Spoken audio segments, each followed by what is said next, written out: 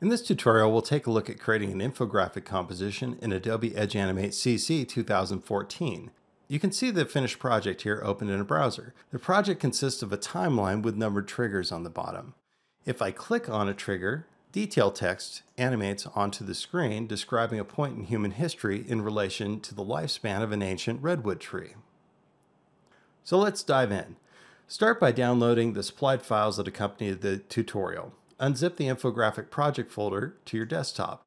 You'll use this folder as your project folder, saving files here as you work. If you take a look inside, you'll notice there's a JSON file that we'll work with later in the project. There's an images folder where we'll save our SVG graphic, and there's an assets folder containing the completed mockup for the project created in Adobe Illustrator CC. The first thing to do is create the background artwork in Illustrator. This step is essentially done for you, so let's open up the mockup in Illustrator and take a look. Double-click on the infographicdesign.ai file to launch Illustrator. Notice that we have the completed design, including text and triggers. We're going to create the text and triggers in Edge Animate. So for now, I'm going to move to the Layers panel, and I'm going to turn off the triggers and text layers, leaving only the background and tree layer visible. This is the artwork that will become the background of our composition in Edge Animate. I'm going to leave Illustrator open because we're going to return here in a moment. Next, let's set up the project in Edge Animate as a responsive composition. Open Edge Animate CC 2014 and start by creating a new file and configuring the stage properties. Choose File, New, and configure the stage properties using the Properties panel on the left side of the screen. So I'll move field by field, and I'll start with the title, and I'm going to name this of Time and Trees, and this will appear in the title of a browser. And I'm going to change the width to 850 pixels, the height to 800 pixels, the min width to 360 pixels. I'm going to turn on the max width and set it to 1260 pixels. I'm going to leave overflow hidden, autoplay checked, and I'm going to turn on the responsive scaling feature by checking responsive scaling and setting it to scale by both the width and the height. And furthermore, I'll check the center stage option and leave it on horizontal. And that will create a composition that will scale with the screen and stay in the center of the screen. So this would be a good time to save the project into our project folder.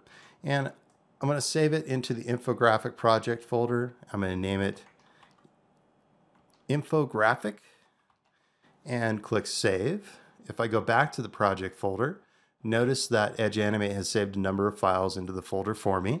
There's the Animate file that I can open in Edge Animate to edit the composition, the HTML file, which I had launched in a browser, and some supporting JavaScript files along with an Edge Includes folder with more JavaScript.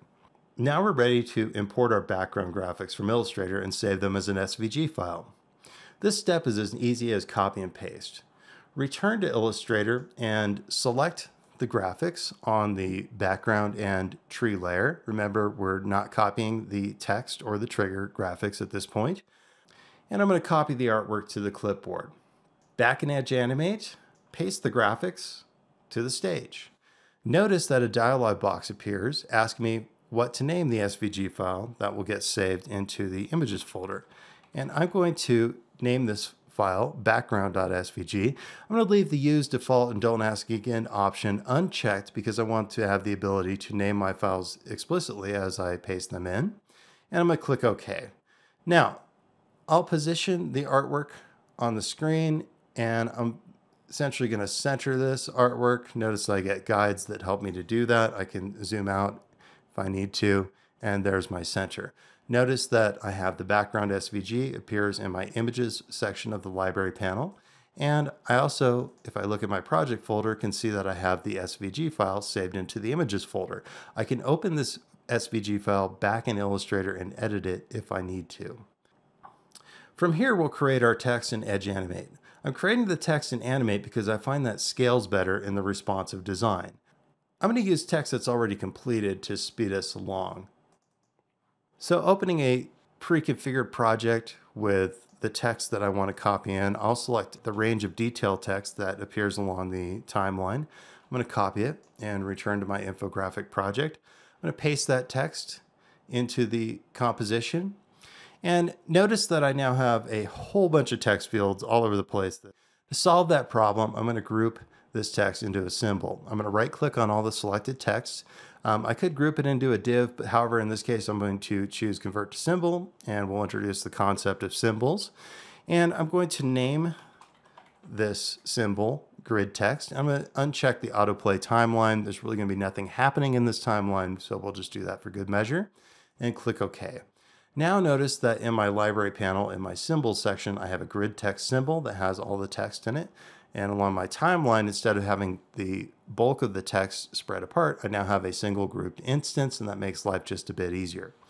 So returning to my pre-built text project, I'm going to copy the title and caption text and return to my infographic composition, paste it, and you can see here that I essentially at this point have all the background graphics of my infographic design. So in the next step, what we're going to focus on is creating interactive widgets that'll bring the composition to life.